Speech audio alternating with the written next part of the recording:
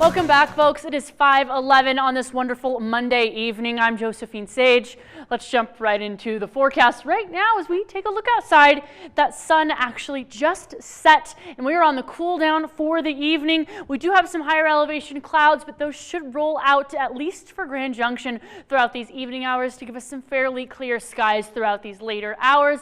And same kind of trend for Delta and Montrose. Those higher elevation areas further east and even north of I-70 are expecting a little bit more cloud coverage this evening and for the rest of the work week. We will notice that we are having warmer afternoon temperatures, at least for the next couple of days. As soon as we get into, well, Wednesday, we've got some unsettled weather actually moving on in through the Four Corners region. A subtropical jet will bring a little bit of some moisture on in, and actually towards Friday and the weekend, we are going to have a little bit of a closed low move on in from the west coast to not only give us another round of unsettled weather, but also quite the drop in temperatures all along the western slope. We'll take a look more nationally. This is that closed low I'm chatting about. These warm temperatures are going to exit very quickly as we kind of get pushed back into, well, that low pressure to give us, well, that decrease to be 10-15 degrees below those seasonal averages. And this closed low is what's going to move on in, well, on Friday and give us that chance for some moisture in those higher elevation areas, 1 to 4 inches of fresh snow accumulation.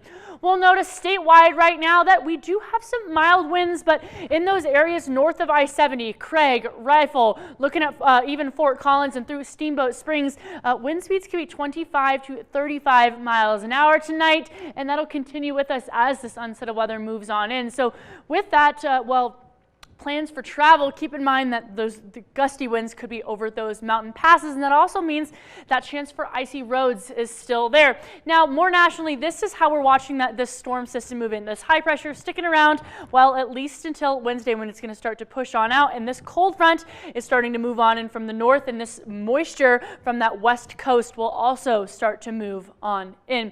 And I do want to chat about our total snow cover we're looking at right now. Pretty minimal, especially as we look towards that front range area and even over the San Juans. We have lost 1 to 2 inches of snow accumulation. Still have double digits on those mountaintops in Aspen.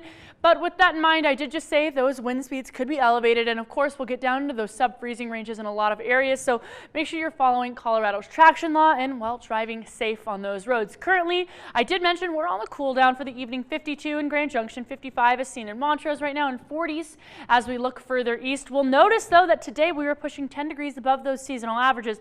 That will shift in about the next 72 hours to be back down in those mid 50s. Tonight, 35 seen in Grand Junction, 31 seen in Montrose. Teen temperatures and sub-freezing temperatures as we look through Glenwood, Carbondale, Aspen, and Gunnison. Tomorrow, 63 and 60 seen in Montrose.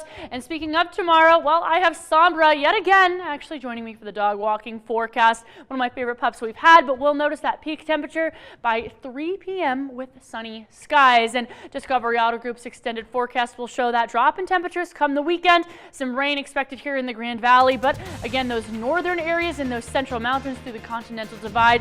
Looking forward to 1 to 4 inches through Wednesday and Thursday, and even 1 to 4 inches seen through Saturday and Sunday as well with that second round.